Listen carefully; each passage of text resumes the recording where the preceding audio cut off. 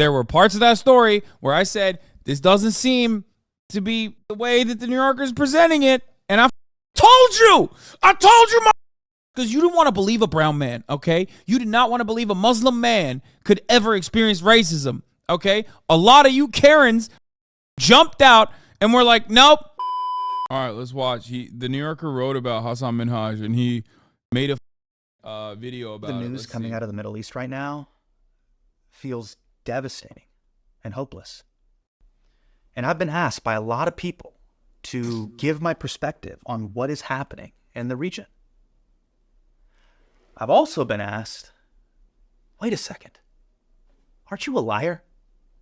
Now, for those of you who don't know, back in September, the New Yorker ran a piece on me called Hasan Minhaj's Emotional Truths, in which a reporter fact-checked my stand-up specials and found some factual inaccuracies that they wanted to ask me about. So I sat down with them to explain my writing process and why I make certain creative choices in my stand-up. Now, when the article came out, it got picked up by almost every single news outlet, all of them basically saying the same thing. Critics are raising questions about Hasan Minhaj and whether he and other comedians should be more truthful with their materials. One of Mr. Minhaj's stories is about a white girl he asked to the prom who spurned him on the big day when her parents didn't want pictures taken with a brown boy, except it never happened. Now, with everything that's happening in the world, I am aware even talking about this now feels so trivial. But being accused of faking racism is not trivial. It is very serious and it demands an explanation. So to everyone who read that article, I want to answer the biggest question that's probably on your mind. Is Hasan Minhaj secretly a psycho? Underneath all that pomade, is Hasan Minhaj just a con artist who uses fake racism and Islamophobia to advance his career? Because after reading that article, I would also think that. So I took a beat before responding. Because like you, I've been paralyzed by the news coming out of the Middle East. And I've been processing all the criticism that has come my way. And I just want to say, the fuck? To anyone who felt betrayed or hurt by my stand-up, I am sorry. I made artistic choices to express myself and drive home larger issues affecting me and my community. And Bro, there I feel ain't no horrible fucking way that I let people down. There ain't no way he made a YouTube apology video being like, yeah, I actually did lie, by the way. That's so weird. Bro, move on. Move on. What are you doing? Move on. Just literally, if he had just been like, fuck the New Yorker, okay? And then immediately been like, here is a 21-minute breakdown, comprehensive breakdown on how Israel has slaughtered Palestinian children. People would forget about what the fuck's going on in his life. Oh my God. Now it looks like he's just being like, hey, I know that things are really fucked up right now. Like there's ethnic cleansing happening, but also here I wanted to make a YouTube apology about how I lied in my life and my personal experiences to make comedy specials. What the fuck? He kind of exonerates himself? And really? The reason I feel horrible is because I'm not a psycho. But this New Yorker article definitely makes me look like one. It was so needlessly misleading. Not just about my stand-up, but also me as a person. The truth is, racism, FBI surveillance, and threats to my family happened. And I said this on the record. So I'm going to do the most Hasan Minhaj thing ever. I'm going to do a deep dive on my own scandal with graphics because there was so much evidence I gave the New Yorker that they ignored that I want to show you. So buckle up because it's about to get tedious. There are 3 stories from that article that I want to address. The anthrax scare. This guy, dude. Look at how schizophrenic my fucking haters are. Are you just saying that because you've been caught in lies too? Divert some attention? Yeah, dude. It must mean that. I love being a 3-month subscriber and immediately having the least charitable thing having the least charitable perspective on the person that you've watched, that you've been following since 2019. You've been following me since 2019, pretty much a year in, or more than a year in. But when I first was thinking about becoming a content creator on this platform full time, You've seen every aspect of my career on this platform, and you have waited for the past 4 years to, and throughout that process, not even a single moment did you go, man, this guy is maybe not the piece of shit that I think he is, that other people have told me he is. You know what I mean? 4 years, man. You good? 4 years? Like, that's how uncharitable you are? When I said what I said about Hasan Minhaj, it must mean that I have something to hide too? I wonder why this is his first message in the past 3 years. I wonder what led him to come back in here. Last time he wrote something was 2020. Do you even read this stuff, lol? We want Bernie. Obama, we want Bernie. Do you like Destiny then? I love your shit, man. 2019. Love the content, man. Keep it up. Love the content. How do you go from that to this, dude? How? Over the course of 4 years, how do you become this uncharitable? How did that happen? Because think about it. Like, I'm over here criticizing an entirely different person for what he's doing that comes across as very narcissistic. And this guy goes, oh, he's shitting on this other guy, which must mean like he's got something to hide himself. Like, how can you fucking turn anything and everything I say back on me in the least charitable way possible? It's crazy. The FBI informant story, but first I want to talk about how and why I was rejected from prom. Now let me first say this. I am 38 years old with a wife and 2 kids. I do not give a shit about prom. But it's a big story from my first stand-up special, and the New Yorker implied that I made it all up and that my race wasn't a factor in my rejection. But it was, and I have the evidence to prove it. So, in Homecoming King, I told a story about how I was supposed to go to prom with a white girl named Bethany Reed. Her real name is not Bethany. I changed it to protect her anonymity. I say that I show up at Bethany's house on prom night, but at the doorstep, her mom tells me they don't want her to go to prom with me because they'll be taking a lot of pictures and they don't want their family back home to see her with a brown boy. Bethany's mom did really say that. It was just a few days before prom. And I created the doorstep scene to drop the audience into the feeling of that moment, which I told the reporter. Is the doorstep moment true? Like, No, did that happen? No. It happened before. But the emotional truth remains the same. Her mom going, "Hey, sweetie, we take photos and we don't want people to see. We have family back home." Did she sort of give that as the reason of like, my parents aren't comfortable with Yes. going to, yeah. Yes. Yeah. And it just destroyed me. Yeah. Sure. That's understandable. The reporter said it's understandable. But none of what I explicitly said makes it in the article. This is what... Okay, never mind. I take it back. He kind of cooked them a little bit. That's kind of fucked. I guess the reporter will say, well, we went back to the lady and she said that that's not something that happened. Okay. What they wrote instead. She told me that she turned down Minhaj, who was then a close friend in person days before the dance. Minhaj acknowledged that this was correct, but he said that the two of them had long carried different understandings of her rejection. This whole paragraph makes it sound like I got friend-zoned by Bethany, and then I turned into an angry incel, and then faked racism to get back at her. And I think this sentence is the reason why people believe that. He said that the two of them had long carried different understandings of her rejection. This sentence is incredibly misleading and implies the exact opposite of what I meant. Let me explain. Okay. Over a decade after prom, in August of 2014, Bethany and I met at a restaurant called Sarah Betts in New York, and we cleared the air on what her mom said to me at prom. Now, I talk about this in Homecoming King, and I also told the New Yorker about this meetup. She had an understanding that we were like totally cool. And like I had been carrying something completely different. And I just told her what it meant. Like, it's like, do you understand what it's like being a skinny Muslim Desi brown kid in Davis, California? And we're always told to put our head down and just take it. And I did. And I carried this water for like years and years. When the article says we had different understandings, what I clearly meant was that Bethany never knew how much her family being racist had affected me. That's why we had different understandings, not because Bethany denied this happened. In fact, Bethany basically confirmed in writing that racism was a factor in the prom rejection. In 2015, I sent Bethany an email congratulating her on her wedding to a man of color, saying, "I know I told you about sharing the story about us not being able to go to prom together with kids and communities to talk about forgiveness and perseverance. But this ending, you guys getting married, is proof that love conquers all. It's a testament to the way the world truly can be. Wishing you guys the absolute best, and here's to a life filled with gorgeous Zayn Malik mixed-race babies." Yep, I'm aware. I write emails the way Lin-Manuel Miranda talks. I'm not proud of it, but let's stay focused. Bethany then replied saying, I do think love conquers all. And while it might always be challenging, true love is worth the fight. We also had the unique opportunity to showcase both our cultures at the wedding, with the ceremony for each.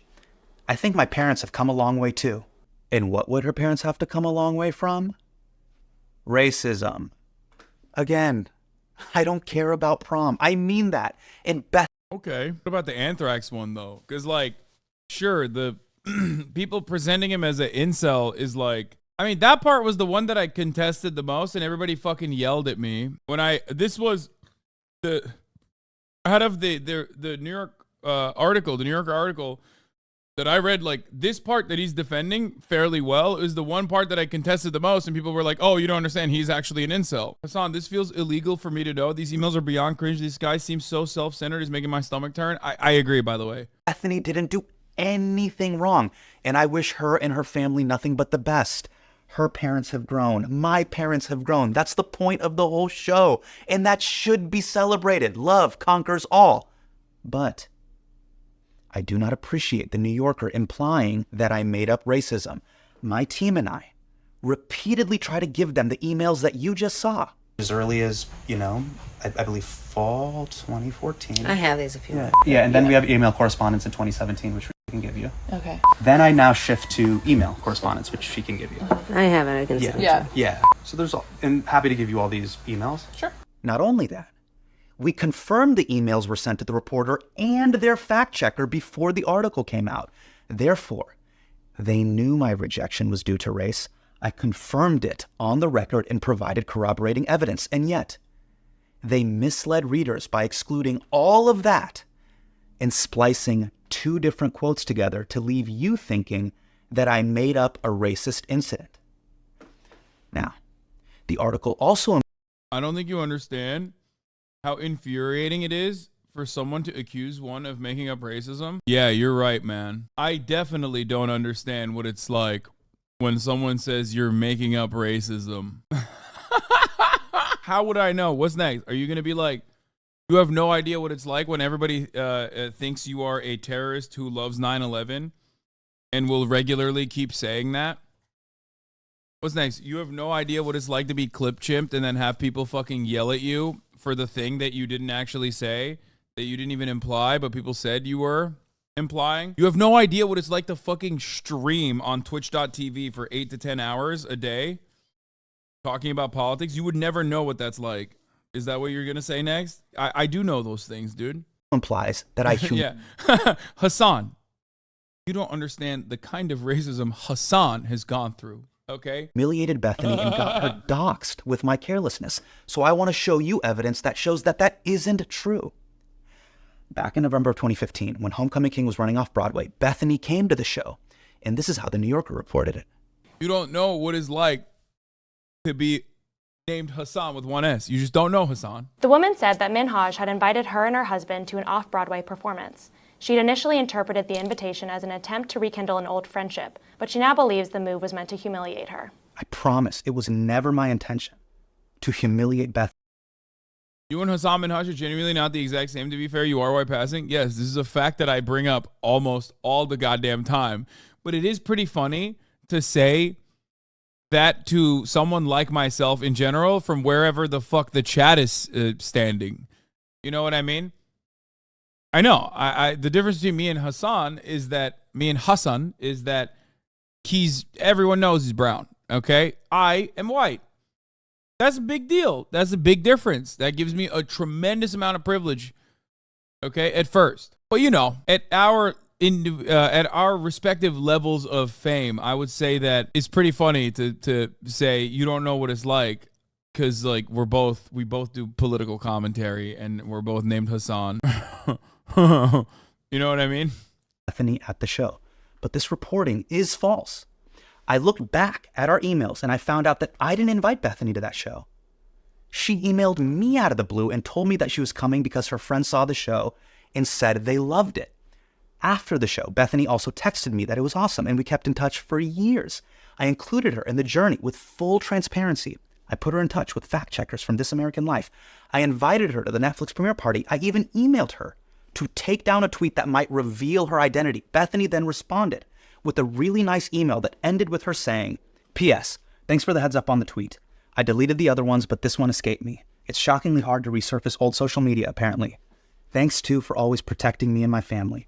I don't think I've ever formally thanked you for that, and I do sincerely appreciate it. Even in the Netflix special, I don't use any real photos of Bethany or her family. Those are actors, and their faces are blurred. Maintaining Bethany's anonymity has always been a priority for me. Goddamn! Okay, he's kind of cooking, dude. I mean, he spent 10 minutes on this when there's like way worse shit in that article, but still, he kind of cooked on this big time. I would never want her to get doxxed or harassed. And if there were any negative consequences that came your way, Bethany, I am sorry about that. I am not. I mean, I think this extends beyond like simply fucking silly pitter patter. You know what I mean? It's not like a silly back and forth that got misconstrued. Like, this is like kind of fucked up. I mean, you rarely ever have this level of information on your side when journalists do stuff like this. And journalists do stuff like this. It's often not even, let me tell you something, okay? Oftentimes it's not even the individual reporter's fault. Sometimes an editor can do that. Sometimes an editor can decide to change the direction entirely of an interview because they think it's going to be better because things have changed in the world, or they think it's going to be better because the attitude towards that person has shifted. Straight up. Here's our official statement. Hasan Minhaj confirms in his video that he selectively presents information that embellishes to make a point. Exactly what we reported. Our piece, which includes Minhaj's perspective at length, was carefully reported and fact-checked. It is based on interviews with more than 20 people, including former Patriot Act and Daily Show staffers, members of Minhaj's security team, and people who have been subject to his stand-up work, including your former FBI informant brother Eric and the woman at the center of the prom rejection story. We stand by our story. Yeah, that's kind of fucked up. How can you stand by her story? You wrote the entire thing knowing he actually told you the truth beyond why he was changing parts of the stories to protect people in real life, for example, and he provided receipts. Are you going to do Chappelle's 3 a.m. baby routine next? Yeah, I mean, I'm not going to lie. They kind of clip-chimped him pretty fucking hard, especially on this one. Weird that this hit piece on a Muslim brown leftist-ish man came out right after he was getting considered to permanently host the Daily Show. Yeah, I wonder if they, like, cooked his ass completely. I wonder if they, like, destroyed any chances he might have had of hosting the Daily Show. But I promise I am not needlessly cruel. Even though that's what the New Yorker wants you. Chat it up though. Listen, I stand on my fucking 2 legs and say, I told you so, motherfuckers. Okay?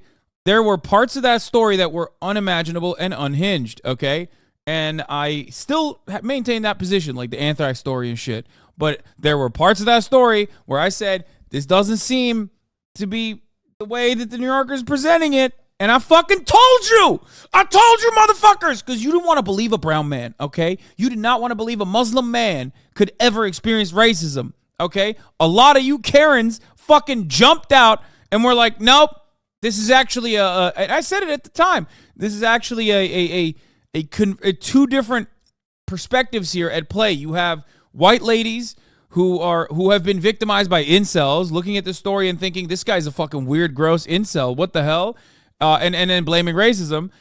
And then you have brown boys who fucking looked at the situation and were like, what do you mean? This happened to me. What the fuck are you talking about? It's not that crazy that these guys are just like ripping him apart. Will never be a brown boy, never be a big boy, never be Japanese. I'm not a brown boy. Okay? I'm not. Hasan equals Hamas. Thanks, man. Thanks, Shawnee boy. To believe despite the evidence. Fucking got him. I was an open book.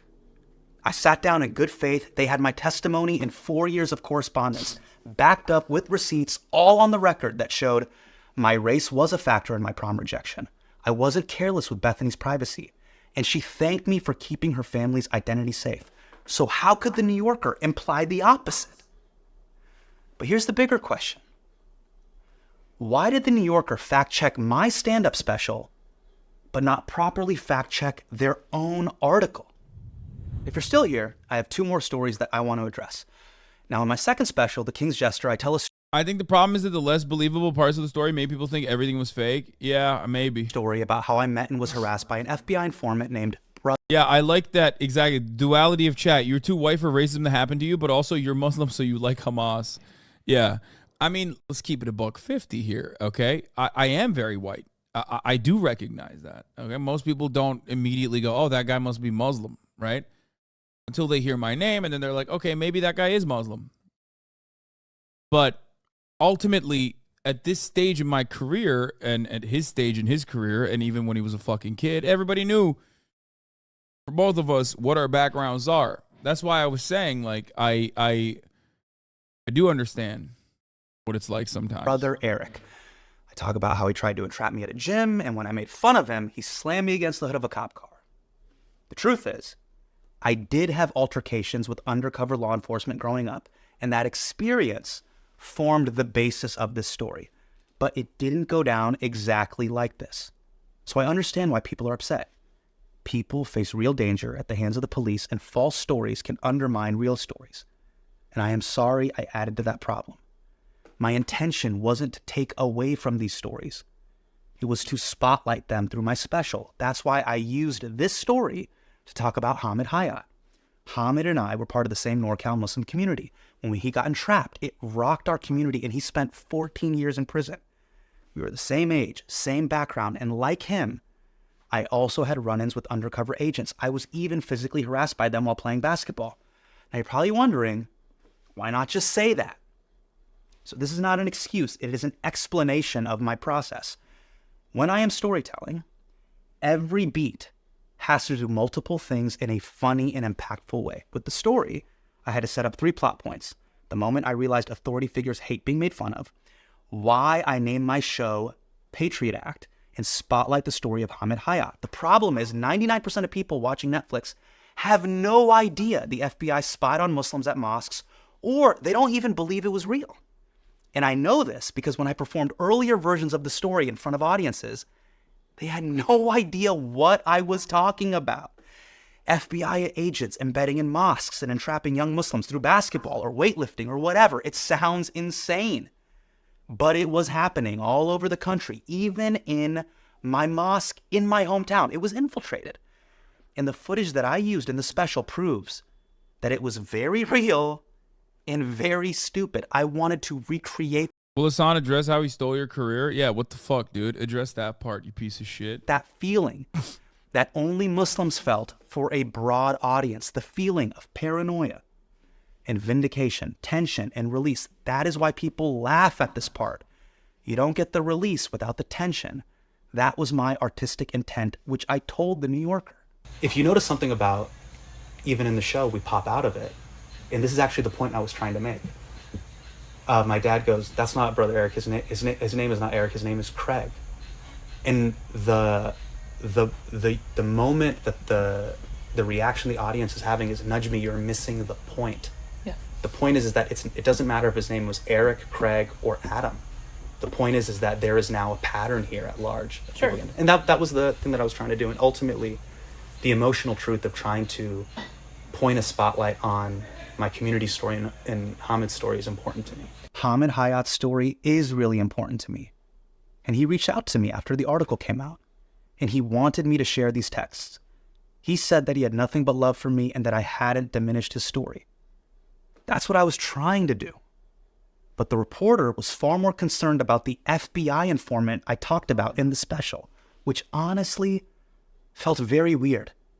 Oh, there's another part. Yeah, this FBI informant, if I remember correctly, and I talked about this as well, is like a pedophile, isn't he? I think I talked about this while covering the story, writing the New Yorker thing too. Because, like, we'll see. It might be a different FBI informant, but FBI 100, I think this was the guy.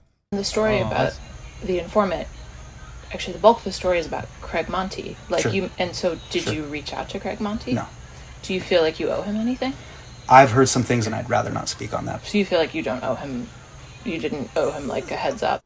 As a Muslim, am I supposed to apologize? Yeah, that part is fucking nuts. Like, I mean, dude, I can't believe he's fucking writing this entire video, but like, this was kind of my This was kind of my fucking take too. It's like, what do you mean? Like, owe an apology for what? Apologized to an ex-con who tried to entrap Muslims for the FBI. Yeah, maybe if he gave us a heads up, I would owe him a heads up. Now, the last story I want to talk about is the anthrax scare. My last special, I talk about how I received a letter in the mail. This part is the fucking crazy one. I don't know if it was Craig Monteith that was the pedophile. Craig Monteith say he did not balk when his FBI handlers gave him the okay to have sex with Muslim women in his undercover operation was targeting. Nor at the time did he shy away from recording their pillow talk. But it's like wild to be like, I can't believe you're fucking slandering this undercover FBI informant who was like, notice how he left the anthrax one for last in the video, meaning this one's probably a lie. Yeah, that one, for me, I think... For me, that was the worst thing that he did. Like, that is indefensible. Like, it's giving... This story was giving, like, Amy Schumer thinks Hamas is going to come and kill her in her fucking gated neighborhood in, like, Bel Air. You know what I mean? That's what it was giving a little bit. And when I opened the letter, white powder fell on my daughter, and we had to take her to the hospital, only to find out it was not real anthrax. This, as you know, is not how it went down. And let me just say, I am sorry for embellishing the story, or if anyone was worrying about me and my family, I apologize. But let me make something clear. A letter with white powder was sent to my apartment in February of 2019. I opened it in the kitchen, powder fell on the table, and my daughter was just a few feet away. After 10 seconds of freaking out, I realized it was not anthrax and that someone was fucking with me, because people had been fucking with me since January 1st, 2019, after this happened. Well, Netflix under fire today after its decision to pull an episode of a comedy show that was critical of Crown Prince Mohammed bin Salman. The truth is, when this news broke, my life got very scary. Saudi bots were spamming my socials. A threatening letter was sent to Netflix. I was getting weird phone calls at night. Then, fake anthrax was sent to my house. And after that happened, I asked Netflix for our security guard to follow me everywhere, and people noticed. Friends were texting me about seeing me rolling everywhere through New York with security. And at one point, my wife even asked our security detail if he knew any companies that sold those tiny GPS trackers for strollers, because we were concerned that someone might try to kidnap or hurt our daughter. That is all real. The danger at that time was palpable, but Bina and I decided to keep the anthrax scare private because we were worried that Netflix might shut down my show, which would have put my entire staff out of work. Now you might be wondering, this is all terrifying, so why embellish? Why even say you took your daughter to the hospital? The night of the anthrax scare, Bina and I, we got into a huge argument, and she kept asking, Hasan, what if this powder fell on our daughter? So I created... Do you have similar experiences with safety as a brown man? I'm not a brown man. Don't fucking say dumb shit like this. I've never said I'm a brown man, okay? Suck my dick. The only reason why I experience issues with my fucking safety is not because I'm Muslim or anything. It's because I have a lot of Nazi haters. Did the hospital scene to put the audience in that same shock and fear that me and Bina felt playing out that night. Yeah, I still think it's fucking nuts. I think this is like a crazy thing to add. I told you guys, like, of course comedians embellish. Of course, like their job is to tell a story, and centering themselves in the middle of the story is not as big as an issue. Obviously, like that's the goal. The major reason why a lot of people are yelling at him is because like he is the type of person. He's the type of person to also do like a TED Talk, basically. I think that there are issues with Hasan Minhaj. There are issues with every fucking person, you know. I think that this part was a little bit different. Like the anthrax thing is like a little fucking wild. We held Hasan Minhaj to based on a true story standards. None of this would be controversial. It might be a blind spot for me. Why is the anthrax story made up, like bad to make up? Dude, it's like that part is like pretty fucking wild in my opinion. Like to say that, I guess like he didn't like, the only part that he made up was that he went to the hospital, that he didn't actually get I mean he got fake anthrax sent to him, and that the only part he lied about was that he took his daughter to the hospital, which I still think is like kind of a wild thing. Then I added to add on to the story, the investigator character, because women in my life were telling me that Bina was coming off super naggy in old versions of the story. So I gave some of Bina's lines to other characters so that her perspective was represented in a way that didn't reflect poorly on her. Again, I am sorry if I crossed a line here, but I told this story this way to put the audience on the roller coaster ride that we were both experiencing at that time. Now look, I understand why people were upset by all of this. Different comedians have different expectations built into their personas. Like, that part is the most powerful aspect of it, is that, like, when he's telling that story, it's like anthrax fell on his fucking daughter in that moment. He thinks it's real, you know what I mean? That's that's you know, that's a very emotional thing. But like I said, let me tell you something, okay? Let me tell you something. The reason why this is a big problem is because he's not a ha-ha fart guy, okay? He's a serious, look at me, I'm going to tell you about racism and other stuff guy. That's it. There's a distinction in comedy, and I feel like that's the major reason as to why people take this super seriously, because, like, his fan base takes it super seriously as well, like the things that he says. I don't as much. I like him. I value his space. You know what I mean? I think he does a good job. There are obviously, like, I don't think he goes as hard. And I think that, like, the anthrax story, I guess, like, that's the most ridiculous one, as I said, when we were looking at it. And I think that was, that's the one that he didn't do a good enough job defending, in my opinion, here as well. Have you been silly today? I've been silly. I'm silly every day. I serve the top of the hour ad break every day, and I do a segue on it. You know what I mean? But the other two are pretty fucking damaging, in my opinion. Like, the way that they cooked him on that, especially the first one, which he had the most evidence for, you know? For you, though, you will have no evidence at the top of the hour ad break as long as you subscribe for $5 or for free at the top of the hour, or get gifted a sub if you're lucky. Here's a 3-minute ad break now. Let me tell you something. I could have used this as an opportunity to fucking just dagger this man and be like, this man, he fucking lived my dream. He was on The Daily Show. His name is Hasan. He does political satire. I grew up wanting to do basically what he was doing, and there's no place for two Hasans. Okay, you can have two Johns, right? You can have a Stephen Colbert and a Jon Stewart, but you can't have fucking two Hasans doing political satire, political comedy, or political commentary in general in America. Okay, and now we got 3. We got Mehdi Hasan too. So I could have just fucking, yeah. You brought up a pussy guillotine and asked if you've been silly today. Exactly. I could have fucking brought up the guillotine on him, but I didn't, because I wanted to be honest. And I think that he is, you know, he's an all right dude, you know? He's just, I think people take him too seriously. Maybe he takes himself too seriously, as a matter of fact. I had 2 different expectations built into my work. My work as a storytelling comedian. See, he's still doing it. Like, he could just be like, dude, I'm a comedian, okay? People yell at me all the fucking time, and I say, I'm a dumb himbo, I'm a fucking Twitch streamer, everybody calm down.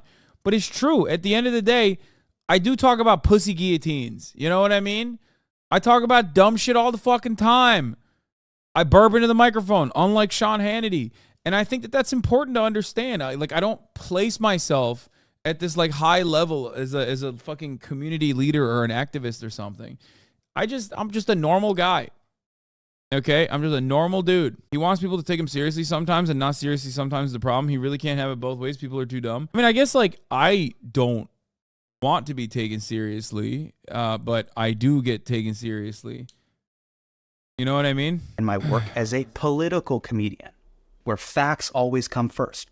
That is why the fact-checking on Patriot Act was extremely rigorous. The fact-checking in my congressional testimony, deeply rigorous. I don't think there's any... Chat, I have no other place to put this, but as a breather mental break, I'm in a server with a mutual friend, and there's this dude in there who interacted once with Hasan IRL and is a deranged hater for some reason, and all of us are roasting this guy for being a fucking dork like that. Wait, he interacted with me? Where did he interact with me? I've never interacted with a fucking deranged hater in real life. He probably came up like a pussy. Like, he probably came up as like a fan. Most of these guys fucking come in. Yeah, also you added me. Of course I'm going to read it.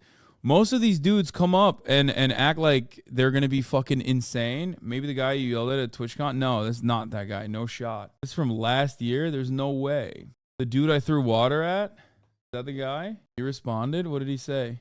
One streamer from a LV house party years ago. Hasanabi goes to a house party in Vegas. What? By the government. No, I believe that it should still be provided. Why not?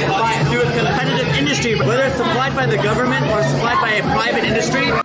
This guy is the guy who hates me. I don't even remember this at all. I thought we were having like friendly banter. Why is this guy carried that with him for the rest of his life? Damn, dude. I did not think about this guy at all ever again for the rest of my life. And this man has like carried this much hate in his heart for fucking years. That's sad, brother. Damn, had a rent-free apartment in this dude's house for 2 whole ass years.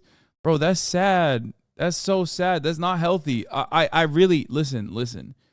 I really feel bad. I do, okay? But I promise you, dude, you go back and tell your homie in the fucking... He probably thinks you hate him. The same issue you brought up during Sad Boys. I don't think about him at all. I don't even know who this guy is. I don't even remember. If he came up to me right now, I would never be able to tell you who he is. I have no idea what his face looks like. This is from literally June 16th, 2021, where I went to a fucking... random ass like house party in Las Vegas. I feel bad. I do feel bad.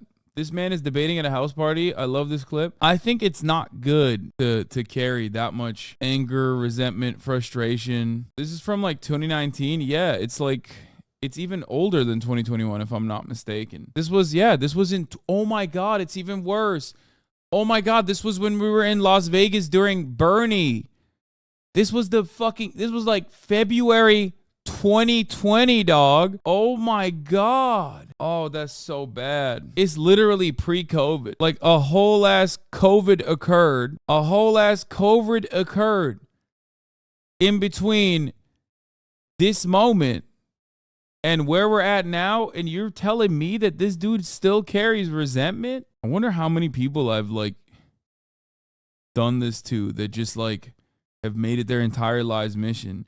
I suspect it's like, there's got to be a bunch that I've like banned and have said like, you know, I've banned and said really horrible things to at times when I was in my weakest moments, you know what I mean? And then they just like carry that for the rest of their lives. They like move into a community that is like more hospitable. Fuck. He watched you blow up. It made it worse. Yeah, that's kind of, I'm telling you, resentment is important for me as well. Okay. As someone who is very spite-driven personally, okay? Let me tell you something. There's got to be a point where you let it go.